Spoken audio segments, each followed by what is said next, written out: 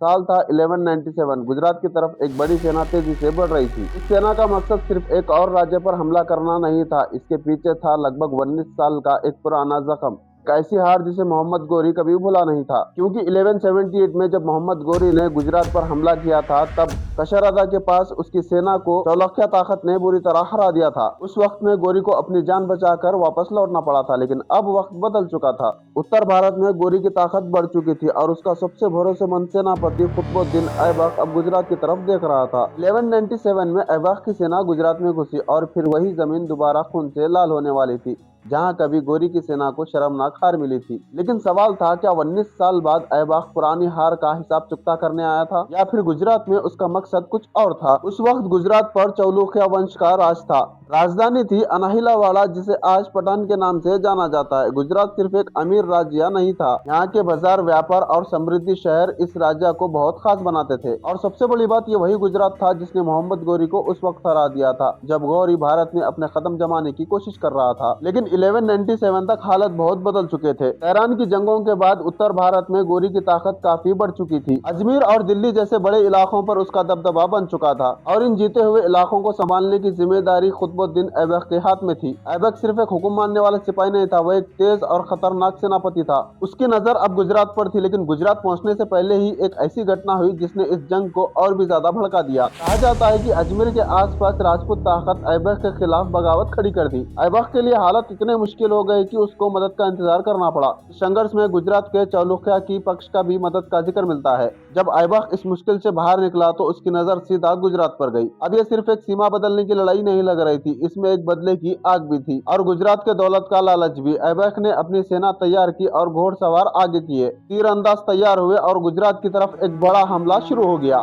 2 दशक पहले जिस रास्ते पर मोहम्मद गोरी हार कर लौटा था, अब उसी तरफ उसका सेनापति जीत का परचम लहराने निकल पड़ा था। गुजरात में उस वक्त चालुक्य राजा भीमा दूसरा का राज था, लेकिन भीमा दूसरा की उम्र और उस समय की असली राजनीति ताकत को लेकर अलग अलग ऐतिहासिक बातें मिलती है। राजा की सेना और बड़े सामंती असल में गुजरात की रक्षा का बोझ संभाल रहे थे। ऐबक की सेना की आने की खबर गुजरात तक पहुंच चुकी थी। चालुक्य पक्ष जानता था कि सामने वही ताकत है जो उत्तर भारत में कई राज्यों को हिला चुकी है, लेकिन गुजरात के पास भी एक याद थी, 1178 की जीत, वही जमीन, वही दुश्मन की तरफ से आने वाली ताकत। लेकिन इस बार सामने मोहम्मद गोरी नहीं, कुतुबुद्दीन ऐबक था। दोनों तरफ की सेनाएं आमने सामने आई, तलवारें निकली, घोड़े दौड़ने लगे और फिर शुरू हुई 1197 की वो जंग जिसका नतीजा गुजरात के लिए बहुत भारी पड़ने वाला था। जंग शुरू होते ही ऐबक की घोड़सवार सेना ने तेजी से हमले किए। उसके सेना की सबसे बड़ी ताकत थी उसकी रफ्तार। घोड़े पर सवार तीरंदाज दुश्मन के पास तेजी से आते और तीर बरसाते और तुरंत अपनी जगह बदल देते। चालुक्य सेना ने भी जबरदस्त मुकाबला किया। ये कोई ऐसी जंग नहीं थी जहां गुजरात बिना लड़े पीछे हट गया हो। मैदान में भयंकर टक्कर हुई। ऐतिहासिक फारसी रिवायतों में चालुक्य पक्ष के बहुत बड़े नुकसान के दावे मिलते हैं, लेकिन उन गिनती को बिल्कुल पक्का मानना मुश्किल है।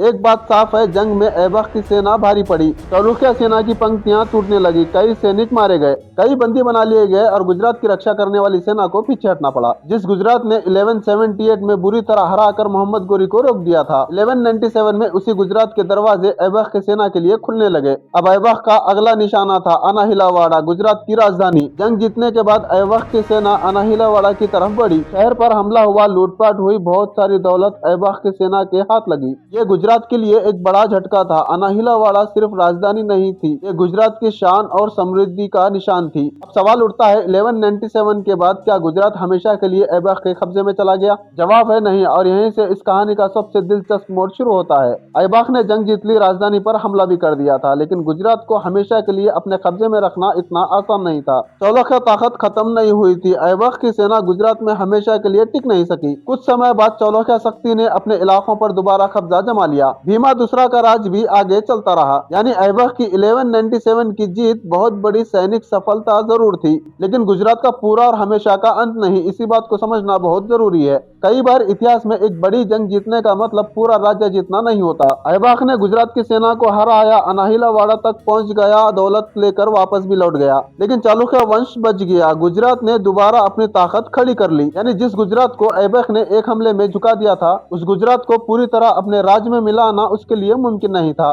अब वापस आते हैं सबसे बड़े सवाल पर, क्या 1197 की जंग सच में 1178 की बदला थी? सीधी तौर पर किसी एक वजह को पक्का कहना मुश्किल है, लेकिन दोनों घटनाओं के बीच का रिश्ता बहुत ही दिलचस्प है। 1178 में मोहम्मद गोरी गुजरात आया और फिर हार गया। 1197 में उसी मोहम्मद गोरी का सबसे ताकतवर सेनापति कुतुबुद्दीन ऐबक गुजरात आया और फिर वो जीत गया। लेकिन इतिहास ने एक और खेल खेला। 1178 में मोहम्मद गोरी ने गुजरात को हरा नहीं पाया। 1197 में उसका सेनापति कुतुबुद्दीन ऐबक गुजरात को हरा दिया। फिर भी वो गुजरात को हमेशा के लिए संभाल नहीं सका। यानी इस कहानी में जीत भी है, हार भी है और एक बदला भी है, और एक ऐसा सच भी जो अक्सर इतिहास की कहानियों में छुप जाता है। मैदान जीतना और एक सल्तनत जीतना, ये दोनों चीजें अलग होती है। 1197 की कसराड़ा या गुजरात की ये जंग कुतुबुद्दीन ऐबक की बड़ी जीतों में गिनी जाती है। इसने दिखा दिया तेहरान के बाद गोरी की ताकत सिर्फ अजमेर और दिल्ली तक नहीं रहने वाली थी। लेकिन गुजरात ने भी दिखा दिया कि एक हार से किसी राज्य की कहानी खत्म नहीं होती। ऐबक की सेना जीत कर लौट गई, चौलुक्य दोबारा उभर आया, लेकिन उत्तर भारत की राजनीति अब तेजी से बदल रही थी। मोहम्मद गोरी का राज बढ़ रहा था, कुतुबुद्दीन ऐबक की ताकत और बढ़ रही थी, और कुछ ही सालों बाद वही कुतुबुद्दीन ऐबक कभी मोहम्मद गोरी का गुलाम और सेनापति था। दिल्ली में अपनी खुद की सल्तनत की बुनियाद रखने वाला था।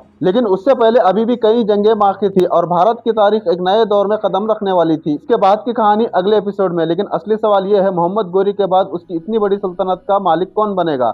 कमेंट करके जरूर बताना। और वीडियो बनाने में बहुत मेहनत लगती है यार। वीडियो का लाइक, चैनल को सब्सक्राइब जरूर कर लेना। चलिए मिलते हैं अगले वीडियो में, तब तक के लिए बाय बाय।